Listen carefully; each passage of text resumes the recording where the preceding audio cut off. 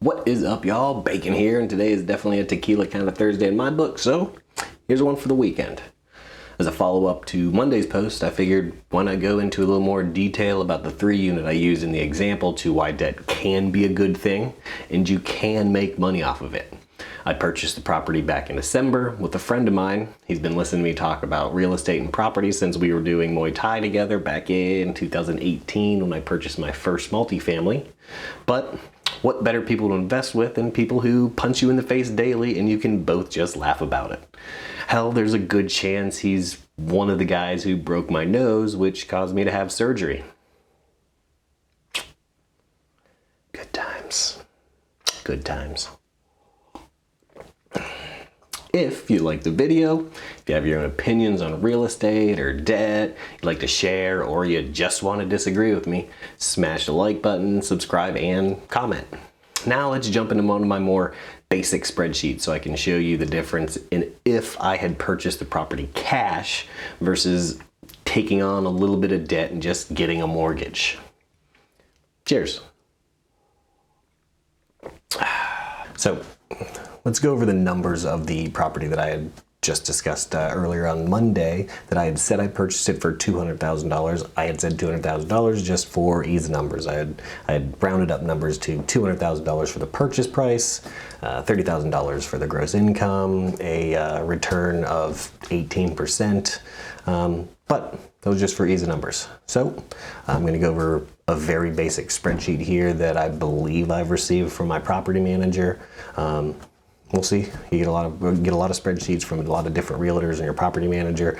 You can use and mess with the ones that you prefer to work with. So let's check over this one, and we'll go over the exact numbers of this 3-unit property and compare them, and it'll show you numbers of why I think it is a horrible idea to purchase these smaller properties cash. Honestly, all properties cash, but that's just me. So let's check it out. All right, purchase price, like I said, $190,000. It's a 3-unit, Cincinnati, Ohio. Put 25% down, so $47,500. Now remember, I am acting as if I'm doing nothing else to this property, which we are completely remodeling the 2 larger units in all reality. But to just show numbers, we're gonna act like we're not doing anything to it. The interest rate is at 3.375. Interest rates are great right now. It's a 4-unit or less, so you can do your full 30-year mortgage and a $629 mortgage payment. That's roughly it, give or take a couple bucks. Numbers can be off by a little bit. Like I said, this is a spreadsheet that I'll go over when my property manager sends me a new listing, or property manager. My property manager and realtor are the same thing. But these depreciation numbers, those are more of just a good idea for me. Land costs, building costs, these numbers are right, which you can go to your county auditor, pull up your address, and you can view the actual numbers here. But total depreciation, that's a CPA type thing. So this is just for me to look at and say, oh, that's cool. But we go over to the rents. Upon purchasing the property, like I said, unit 1 was and is still vacant, but because I'm pretending that I'm not doing anything else to this property, I'm going on $800 a month rent for unit 2, which is current. So I'm just going to assume that I rent out the first floor unit, which they're exactly the same. So I'm also renting it out for $800, and unit 3 is an efficiency, currently renting at $500, again below market value, but once we've remodeled the whole place, we'll increase those. But for ease of numbers, like I said, we're just going to stick to it how it is. So your gross income, you always want to put some type of vacancy in there. With this small of a property, I put 5%. With my 10-unit or anything above that, I go for 10%. These bills here, pretty spot on. Insurance, taxes. One thing you want to watch out for with taxes is the city that you're purchasing in can come in right after you purchase it and increase your taxes, or they may come in a year, 2 years later and increase it. With the 10-unit that I'd purchased, they came in immediately and quadrupled my taxes because I was the first person to purchase it for so long. But this property here, they just happened to be coming in and changing the taxes immediately because they were adjusting the taxes for everybody in the area. Luck of the draw. It's taxes. What are you going to do? You can't fight them with it. They do what they want. Maintenance, all the rest of these numbers are pretty close. They're estimates of what I've been seeing over the last 3 months. Cleaning, I always estimate that it's just kind of a rule of thumb for me of I assume that every year every unit is gonna roll over. Do they? Nah, not really.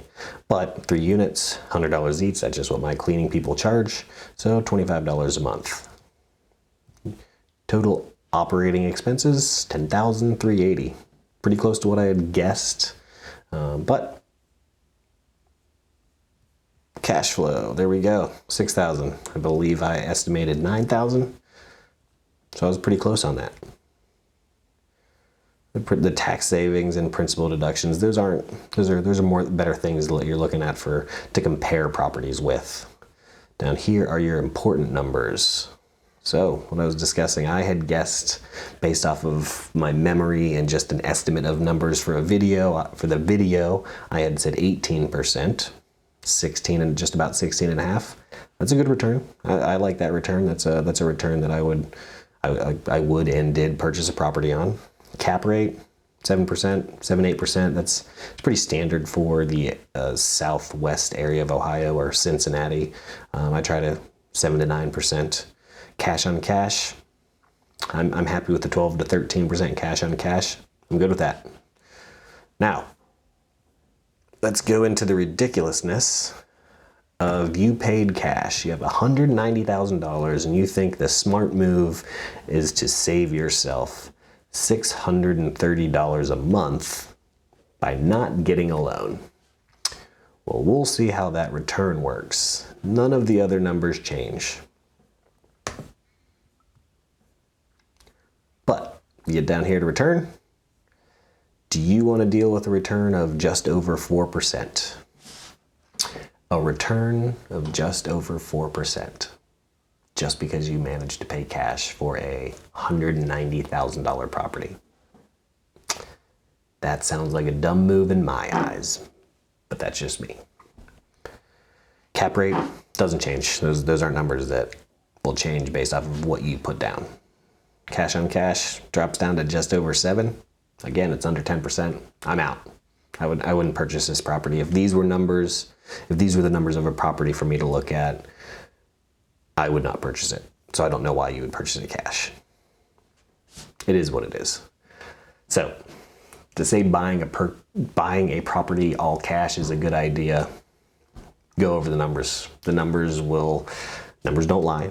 And the numbers show it's a bad move. I don't want to return from 16% drop down to 4%. It's an awful return, 4%. You might as well just go put your money in a CD or a high yield savings account, or hey, go play your hand at the stock market. They're average 6% a year if you stay in long enough. Just go do that. But you need to learn how to play Monopoly right. And Monopoly doesn't mean pay it cash. So get out there and get your debt. So if you like this video, if you have your own opinions on debt, paying all cash, or real estate in general, you'd like to share, or just want to disagree with me, smash the like button, subscribe, and comment. Cheers.